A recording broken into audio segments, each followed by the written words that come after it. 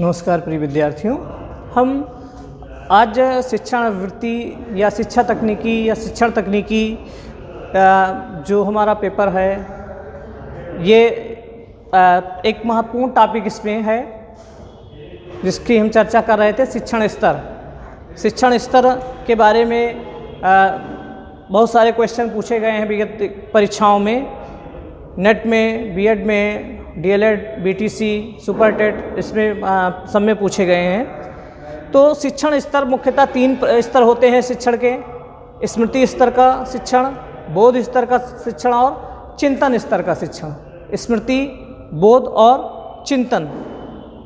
जो शैशवावस्था का बच्चा होता है वो शैशवावस्था बाल्यावस्था का बच्चा शुरुआत में स्मृति स्तर का ही शिक्षण समझ उसमें होती है। फिर दूसरा स्तर आता है बोध स्तर और तीसरा चिंतन स्तर। स्मृति स्तर के शिक्षण में सीधे पाठचर्या को रटने की आदत होती है। सीधे जैसे हो वैसे ही उसको रट लेना, उसको याद कर लेना, ये स्मृति स्तर का होता है। बोध स्तर में रटने के बाद उस पर उसको संज्ञान में लाया जाता है, उस पर सोचा जाता है, वो बोध स्तर होता है। और फिर चिंतन स्तर पर जो अधिगम होता है उसमें चिंतन तर्क के द्वारा उसको स्वीकार किया जाता है। तो सबसे पहले हम स्मृति स्तर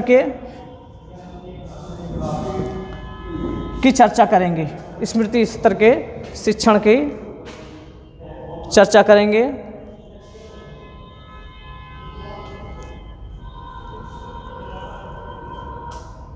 जो स्मृति स्तर का शिक्षण है ये हार्वर्ड का है।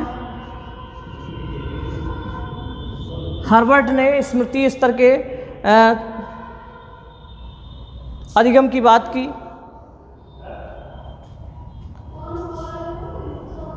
इसमें सबसे पहले हम चर्चा करते हैं स्मृति स्तर। स्मृति स्तर ये हार्वर्ड महोदय का था और जो बोध स्तर था वो मॉरिसन महोदय का था और चिंतन स्तर जो था वो हंट महोदय का था। तो स्मृति स्तर का सीखना हार्वर्ड महोदय का। स्मृति स्तर में शिक्षण अधिगम की प्रक्रिया का सबसे निम्नतम स्तर, शिक्षण अधिगम प्रक्रिया का सबसे निम्न स्तर स्मृति स्तर का होता है। शिक्षण कार्य स्मृति के सहारे होता है। जो स्मृति स्तर का शिक्षण होता है वो शिक्षण अधिगम प्रक्रिया का सबसे निम्न स्तर होता है, जिसमें शिक्षण कार्य स्मृति पर आधारित होता है। एक विग्गी महोदय ने एक डिफिनेशन दी है। विग्गी के अनुसार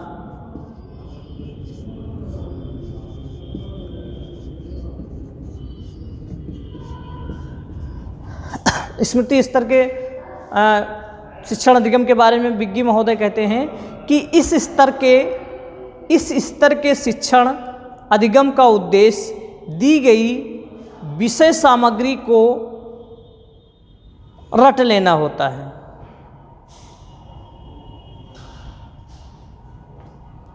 स्मृति स्तर का शिक्षण जो है, विग्गी महोदय कहते हैं कि इस स्तर के शिक्षण अधिगम का उद्देश्य दी गई विषय सामग्री को मात्र रट लेना होता है। स्मृति स्तर, ये विग्गी महोदय की डिफिनेशन है कि इस स्तर के शिक्षण अधिगम का उद्देश्य दी गई विषय सामग्री को मात्र रट लेना होता है। ठीक, ये स्मृति स्तर के बारे में है। इसमें क्या होता है कि बच्चे को जैसा दिया है पाठचर्या जो भी है, जैसा दिया है वैसे सीधे उसको रट कर याद कर लेना। इसमें बहुत ज़्यादा चिंतन मनन या समझने बूझने की ज़रूरत नहीं होती है। स्मृति स्तर पर शिक्षण अधिगम का जो आयोजन होता है, अगली हेडिंग डालेंगे स्मृति स्तर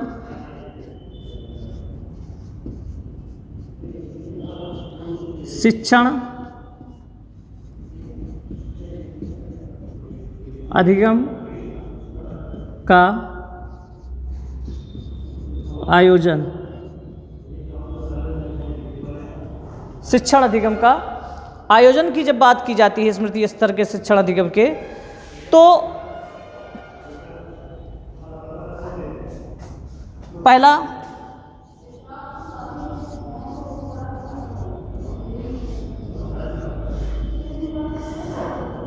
मुख्य उद्देश्य, इस स्तर के शिक्षण का मुख्य उद्देश्य होता है ज्ञान प्राप्त करना,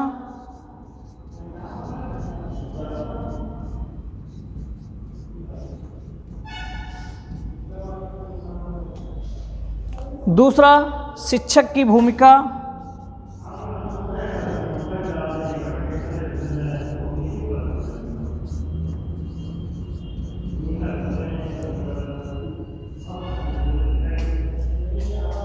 महत्वपूर्ण,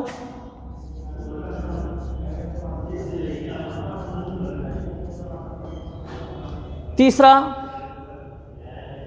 विषय वस्तु की प्रकृति एवं प्रस्तुतिकरण,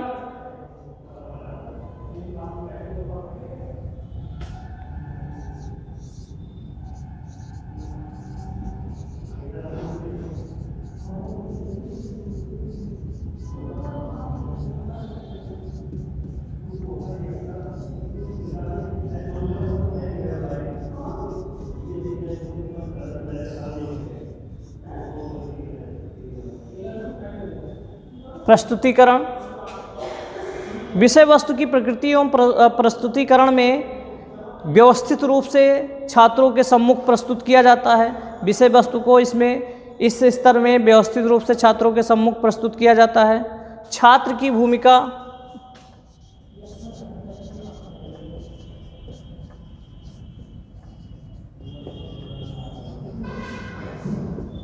छात्र की भूमिका इसमें जो होती है वो काफ़ी निम्न होती है।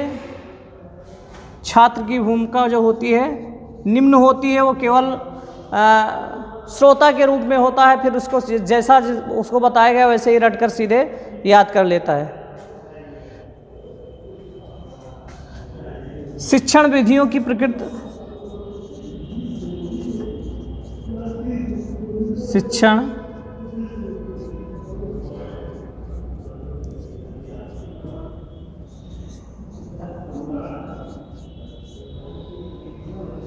शिक्षण विधियों की जो प्रकृति होती है इसमें शिक्षक और विषय केंद्रित है।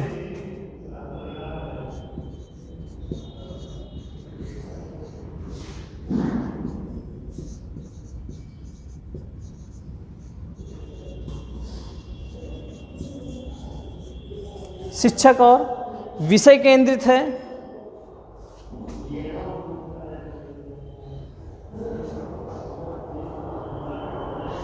कक्षा का वातावरण, परीक्षण व मूल्यांकन,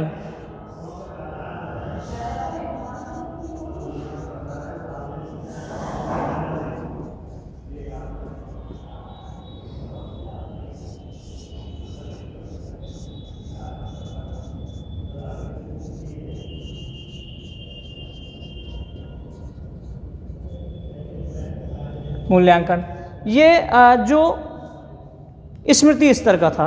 स्मृति स्तर का जो शिक्षण होता है उस ये हर्बर्ट महोदय का था है।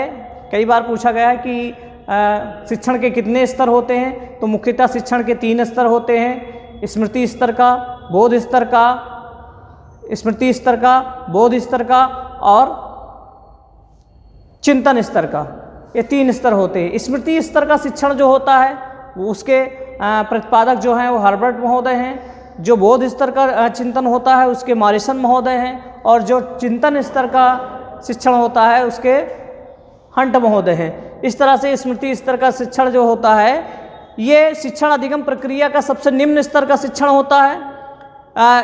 शिक्षण कार्य स्मृति के सहारे होता है। टोटल शिक्षण कार्य यहाँ पर स्मृति यानी कि रटने के सहारे पर होता है।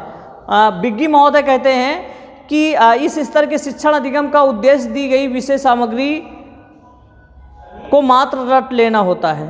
ठीक, इसके शिक्षण स्मृति स्तर का जो शिक्षण अधिगम होता है उसका आयोजन कैसे होता है। सबसे पहले पहला जो स्टेप होता है मुख्य उद्देश्य होते हैं। इसका मुख्य उद्देश्य ज्ञान प्राप्त करना होता है। फिर इसमें शिक्षक की भूमिका महत्वपूर्ण हो जाती है, क्योंकि यहाँ शिक्षक ही सब कुछ करता है। शिक्षक ही जो चीज़ें बताता है, सिखाता है, उसको विद्यार्थी वैसे जैसे जो बताता है वैसे ही सीधे रट लेते हैं। फिर विषय वस्तु की प्रकृति एवं प्रस्तुतिकरण की बात की जाए तो विषय वस्तु की जो प्रकृति और प्रस्तुतिकरण होती है वो व्यवस्थित रूप से छात्रों के सामने प्रस्तुत की जाती है। फिर छात्र की भूमिका की बात की जाती है इसमें, तो छात्र की भूमिका जो होती है वो काफ़ी निम्न होती है। छात्र इसमें निष्क्रिय श्रोता बनकर रहता है, खुद से कुछ नहीं करता है। फिर शिक्षण विधियों की प्रकृति की बात की जाती है तो जो शिक्षण विधियां इसमें होती हैं वो शिक्षक और विषय केंद्रित होती हैं। उसमें छात्र को विशेष स्थान नहीं दिया जाता है। कक्षा का वातावरण जो होता है वो शांत होता है और बहुत सारे विद्यार्थी एक साथ बैठकर इसको सीखते हैं और परीक्षण और मूल्यांकन कार्य होता है अंतिम चरण में। तो इस तरह से स्मृति स्तर का शिक्षण होता है। फिर स्मृति स्तर के शिक्षण के बाद हम बात करते हैं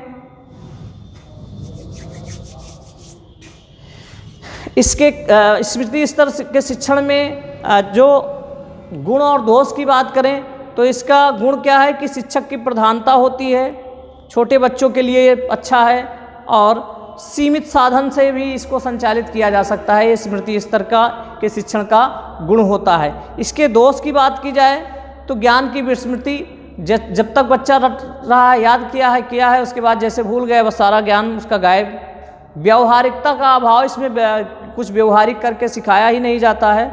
मानसिक शक्तियों के विकास के लिए उपयोगी नहीं है। मानसिक शक्तियाँ इससे नहीं विकसित हो पाती हैं कि इसमें वो चिंतन करता ही नहीं, जैसे विषय वस्तु है वैसे सीधे सीधे रट लेता है।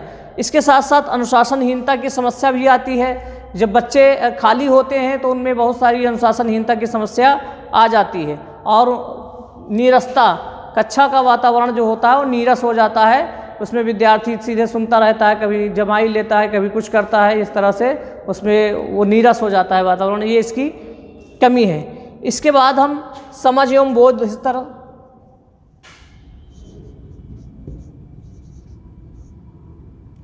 बोध स्तर की बात करें तो बोध स्तर के मॉरिसन महोदय हैं जो बोध स्तर का है, इसके मॉरिसन महोदय हैं प्रवर्तक। यह स्मृति स्तर से थोड़ा ऊंचा है। रटने की बजाय समझने पर बल दिया जाता है। जो बोध स्तर का शिक्षण है ये स्मृति स्तर के शिक्षण से ऊंचा है। इसमें रटने के बजाय समझने पर बल दिया जाता है और इसका व्यवहारिक जीवन में उपयोग है, करके सिखाने का प्रयास किया जाता है, व्यवहारिक ज्ञान देने का प्रयास किया जाता है। जो समझ स्तर है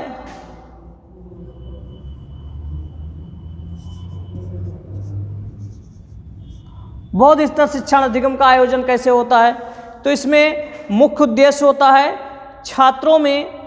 सबसे पहले मुख्य उद्देश्य की बात करते हैं। वहाँ पर मुख्य उद्देश्य होता था ज्ञान प्राप्त करना। यहाँ पर मुख्य उद्देश्य है छात्रों में नियमों, सिद्धांतों आदि की समझ विकसित करना।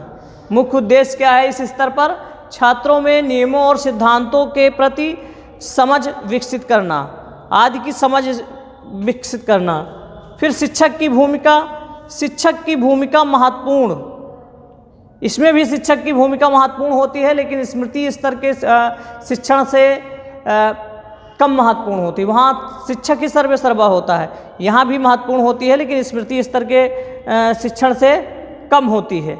फिर विषय वस्तु की प्रकृति और प्रस्तुतिकरण की बात की जाए तो विषय वस्तु चुनने पर विशेष ध्यान दिया जाता है। छात्रों में ज्ञान वृद्धि के साथ साथ सूझ समझ का विकास करने का प्रयास किया जाता है। ठीक, विषय वस्तु चुनने पर विशेष ध्यान दिया जाता है। छात्रों में ज्ञान की वृद्धि के साथ साथ सूझबूझ का विकास भी किया जाता है। फिर छात्र की भूमिका की बात की जाए बोध स्तर में तो इसमें बोध स्तर में छात्र को सक्रिय बनाने पर बल दिया जाता है। इस बात पर बल दिया जाता है कि छात्र केवल स्मृति स्तर की तरह निष्क्रिय श्रोता न रहे बल्कि सक्रिय कार्यकर्ता हो, करके सीखे, निष्क्रियता उसमें न रहे। इसके साथ साथ छात्रों में मानसिक शक्तियों का विकास किया जाए और मानसिक शक्तियों के विकास के लिए उसको प्रयोग करने और ज्ञान के प्राप्ति पर बल दिया जाए। शिक्षण विधियों की प्रकृति की बात की जाए तो शिक्षण विधियों की प्रकृति ऐसी विधियां अपनाने पर इसमें बल दिया जाता है जो छात्र में ज्ञान प्राप्ति के साथ साथ नियमों और सिद्धांतों की समझ विकसित कर सके। ठीक, छात्रों में ज्ञान प्राप्ति के साथ साथ नियमों और सिद्धांतों की समझ विकसित कर सके, ऐसी शिक्षण विधियों को अपनाने का सुझाव दिया गया। फिर कक्षा का वातावरण की बात की जाती है तो कक्षा का जो वातावरण होता है वो अच्छा बनाने का प्रयास किया जाता है। संसाधनों और शिक्षण सहायक सामग्रियों का उचित प्रयोग किया जाता है। परीक्षण और मूल्यांकन की बात की जाए तो परीक्षण और मूल्यांकन में जब हम चर्चा करते हैं, अच्छी परीक्षण प्रणाली तथा मौखिक, क्रियात्मक और लिखित परीक्षण या मूल्यांकन विधियों को अपनाने का प्रयास किया जाता है या अपनाया जाता है। ठीक, अब गुण और दोष की बात करें बौद्ध स्तर में तो गुण में अगर बात करें तो मानसिक शक्तियों के विकास में ये सहायक है। बौद्ध स्तर का शिक्षण जो है चिंतन स्तर का, चिंतन शक्तियों को बढ़ाने में सहायक है, प्रभावपूर्ण ज्ञान के प्राप्ति में सहायक है और रुचिपूर्ण एवं उद्देश्यपूर्ण होता है इस स्तर का शिक्षण। कमियों की बात की जाए तो इसमें अभिप्रेरणा का स्रोत जो होता है वो बाह्य होता है। स्वतंत्रता एवं प्रोत्साहन का अभाव होता है। उच्च बौद्धिक क्षमताओं के विकास में ये असहायक होता है। उच्च बौद्धिक क्षमताओं के विकास में ये असहायक होता है और छात्र केंद्रित नहीं होता है। छात्र केंद्रित पूर्ण रूप से नहीं होता है, ये इसकी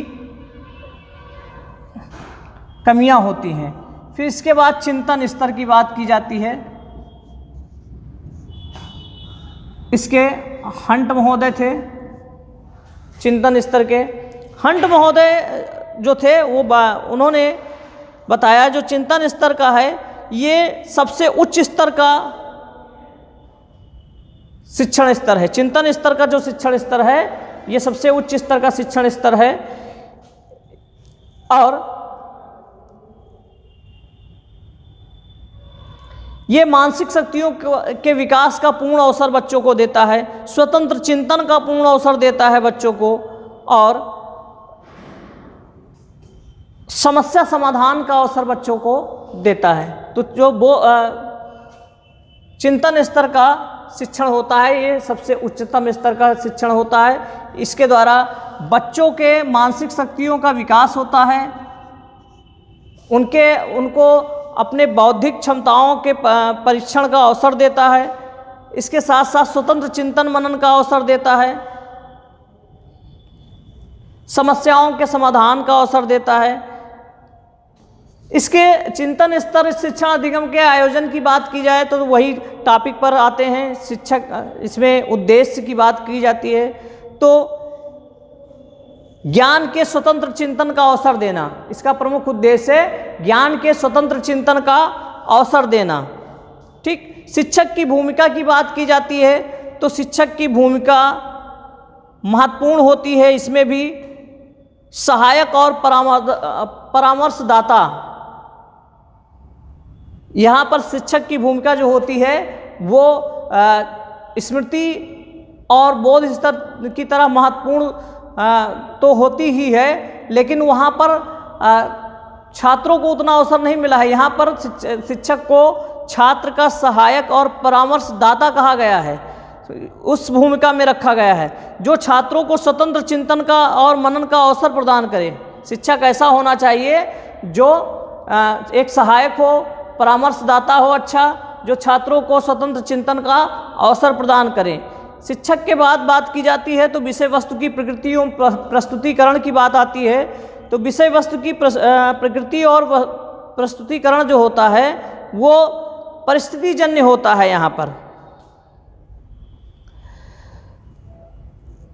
परिस्थितियों के अनुसार। यहाँ पर जो चिंतन स्तर का अधिगम है, इसमें विषय वस्तु जो होती है उसकी प्रकृति जो होती है वो परिस्थितियों के अनुसार, जिस समय जहाँ जैसी परिस्थिति होती है उसके अनुसार उसकी प्रकृति का निर्धारण किया जाता है। विषय वस्तु का परिस्थिति जन्य होता है, तो विषय वस्तु की प्रकृति जो और प्रस्तुतिकरण जो होता है वो परिस्थिति जन्य होता है, परिस्थितियों के आधार को ध्यान में रखकर किया जाता है। इसके बाद बात की जाए छात्र की भूमिका की बात की जाती है, तो छात्र की भूमिका जो होती है वो सक्रिय होती है, क्योंकि ये जो चिंतन स्तर का शिक्षण होता है ये छात्र केंद्रित होता है। ये पूर्ण रूप से छात्र को ध्यान में रखकर चिंतन स्तर का शिक्षण जो होता है वो छात्र केंद्रित होता है। शिक्षण विधियों की प्रकृति की बात की जाए तो ऐसी शिक्षण विधियों का प्रयोग इसमें किया जाता है जिसमें चिंतन, सृजनात्मकता और समस्या समाधान जैसी क्षमताओं का विकास हो। ऐसी शिक्षण विधियों का प्रयोग किया जाता है जिसमें चिंतन, सृजनात्मकता तथा समस्या समाधान जैसी क्षमताओं का विकास हो सके, ऐसी शिक्षण विधियों का चयन किया जाता है इसमें। इसके साथ साथ विद्यार्थी इसमें स्वयं अपने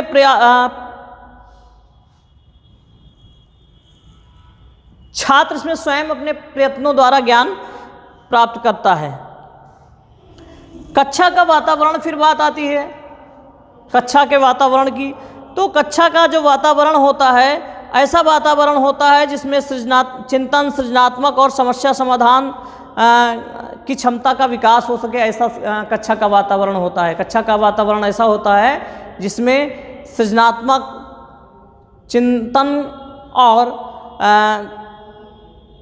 समस्या समाधान जैसी क्षमताओं का विकास हो सके, ऐसा कक्षा का वातावरण होता है।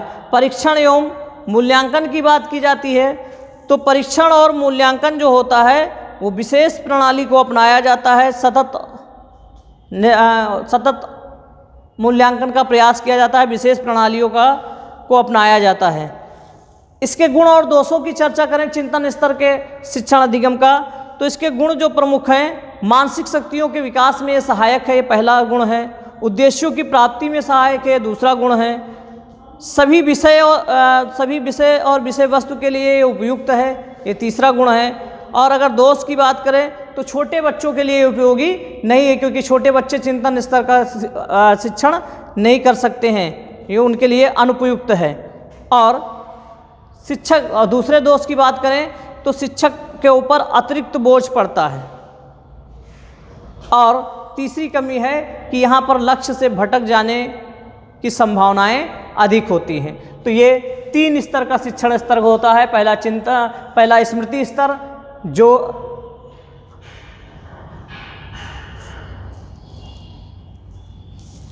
पहला स्मृति स्तर का जो हार्वर्ड का था, दूसरा बोध स्तर जो आपका मॉरिसन का था, और तीसरा चिंतन स्तर जो हंट महोदय का था। ये 3 प्रकार से शिक्षण के स्तर बताए गए। आप कह सकते हो कि बच्चे जो सीखते हैं वो इसी तरह से ही सीखते हैं।